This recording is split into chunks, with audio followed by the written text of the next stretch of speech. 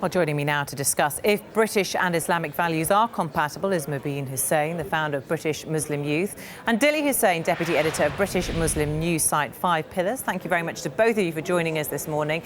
Just before we get started, a reminder that you, of course, can also join in the debate. You can tweet us at Sky News, including the hashtag Sky Debate, or you can text us 84501 or email news@sky.com. Do let us know what you think, or if there's any points you want to put to our guests here. We'll read some of your comments out as we go along. Well, very good morning to both of you. Dilly Hussain, if I could start with you, let's take a look at one of the figures in this survey. 71% of Muslims think their religion is in line with British values, 16% don't. And if we take that in conjunction with the finding that more than 50% of non-Muslims believe that the Muslim community aren't integrated in this country, what's your view on this area and on the issue of British versus Muslim values? Are they different? What are we actually talking about here? Well, British values is ever changing, and to be frank, to be absolutely frank, it's quite ill-defined. But if by British values you mean law-abiding citizens, then naturally overwhelming Muslims will agree with that. Now, regarding the high percentage of non-Muslims who disagree with that, there's many factors that we have to take into consideration which may have led to that decision.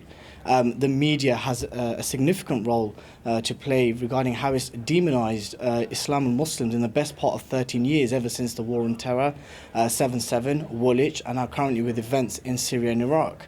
So if by British values we mean law-abiding citizens, then of course Muslims accept British values. But if by British values you mean to accept secular liberalism, then we may have some issues. And as you saw from the package there, one of the students from Preston University said, well, what do you think about Brits who go out on the lash every weekend? Well, if Muslims are going to be forced to accept that, then we may have some issues.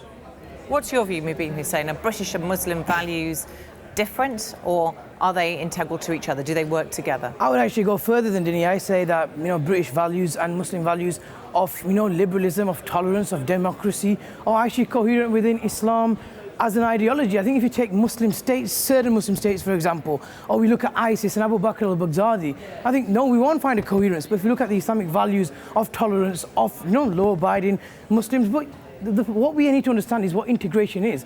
If we are saying, is it tolerance? Is it liberty? Is it freedom? Is it democracy? Yes, it is. But if we look at, for example, do Muslims have to stop eating halal meat and start drinking alcohol to be integrated? Do Jewish people have to stop eating kosher meat and eating pork? Will that be integration? Do Sikhs have to take off the turban and shave their heads and faces to be integrated? We need to understand integration is actually what makes the beauty of British values, is toleration. It's the fact that I'm a proud Yorkshireman and I love my Yorkshire pudding and I love a curry as well. I think that's what we have, a multiculturalism that's based upon, cosmopolitanism of pick and match, where we have the tolerance, where we have the freedom, but we integrate as well.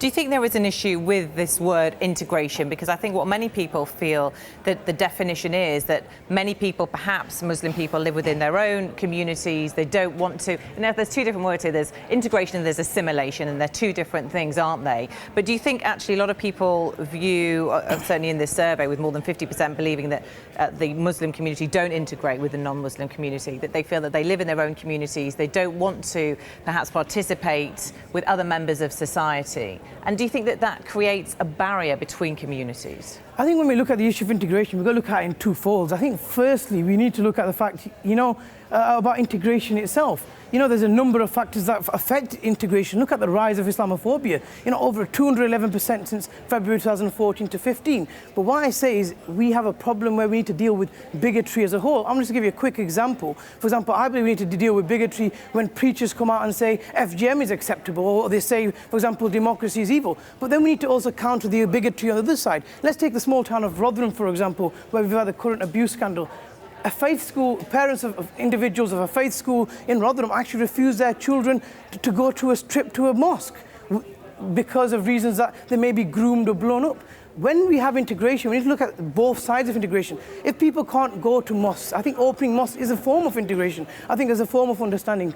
I don't believe we have a clash of civilizations. I think because of the media sometimes, I think because of the rise of Islamophobia and geopolitical issues, we have a clash of understandings, a clash of communications. Dilly Hussain, let me put a couple of tweets to you we've had in from viewers. Chris Kerrigan tweeted me saying, since the birth of multiculturalism, integration has stopped happening and it has bred an us and them culture. Dave also tweeted me saying, it appears that Muslims try to impose their beliefs and customs on the hosts and we have our own. How would you respond to those tweets? I don't believe British Muslims try imposing anything on British non-Muslims. I think that's quite absurd. However, when we talk about multiculturalism and integration, we need to first pose the question to the politicians and ask them, are they really committed to this? When they talk about integration and multiculturalism, do they really stand by those values? When we talk about British values and we talk about integration, freedom, tolerance, and so forth, we must ask the British government, are they committed to these values themselves? We talk about being a democratic, the champion of liberal democracies, yet our governments support the most despotic regimes in the Muslim world. We talk about freedom and tolerance, yet the most recent Counterterrorism and Security Act seems to be indiscriminately targeting towards Muslims who hold mainstream normative Islamic beliefs. So, to be honest, if the British government and our politicians want the Muslim community to integrate and to stand by British values, first and foremost, we need to define what those British values are. Secondly, we need to understand that, do our own government stand by these British values? And these are the real questions that we need to be asking. We have heard certainly more from the government on this issue over the past few months when we've seen an increasing number of British Muslims heading out to Syria to join with IS. They are very small in number, but it's significant. And the narrative that goes along with that is certainly an issue because, again, it paints a picture of young British Muslims who are brought up in this country being radicalised, usually by what they see online. We've had some other thoughts on this in the survey.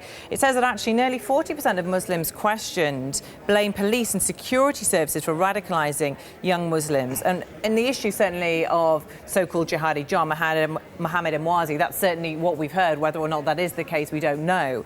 But do you think that that is a concern within the Muslim community? Yeah, it's a major concern, and it wasn't just the case with Mohammed Emwazi. We had the same with Michael Adebolajo, and just after the press conference that was held by advocacy group Cage, just the day after, Prime Minister David Cameron called for a new investigation into how Michael Adebolajo was dealt with by the British security services. And we have to also be very clear about this.